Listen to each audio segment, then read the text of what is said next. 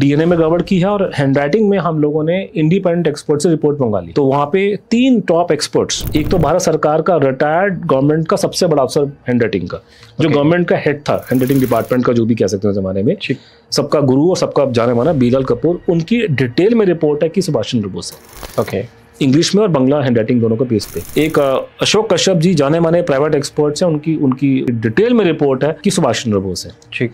तीसरा Kurt baguette, हमने Texas America में एक बहुत जाने माने अमेरिका में एक्सपर्ट हैं जिनका कुछ लेन देन सुभाष बोस से नहीं है, अमेरिका में रहते हैं। मैं लेक्चर के लिए वहाँ गया तो लोगों ने मुझे ऑफर किया कि भाई आप कह रहे हो कि ऐसी प्रॉब्लम है तो यहाँ पे टेस्ट करवाते हैं एक्सपर्ट से, तो इंडिपेंडेंट होंगे। मैंने कहा बिल्कुल कराइए, तो करा। तो कर्ट साहब की डिटेल में रिपोर्ट है कि सुभाष चंद्र बोस। सरकारी रिपोर्ट अगर आप कंपेयर करेंगे, अगर ये आप प्राइवेट एक्सपर्ट्स की रिपोर्ट, खासकर आप कर्ट साहब की रिपोर्ट देखते हैं, उसको अगर आप कंपेयर करेंगे रिपोर्ट, सरकारी रिपोर्ट, जैसे एक मंडल साहब की रिपोर्ट है, तो मंडल साहब की रिपोर्ट जो कहती है गुमनामी बाबा सुभाष चंद्र बोस नहीं थे, वो 2 पन्ने की रिपोर्ट है, उसमें कोई रीजन नहीं दिया क्यों वो कह रहा है। और यहाँ पे कर्ट बैगेट साहब अमेरिका में बैठे हुए हैं जिन्होंने 40 पन्ने की रिपोर्ट में डिटेल में समझाया कि आदमी सुभाष बोस था। तो कौन सी रिपोर्ट को आप मानेंगे?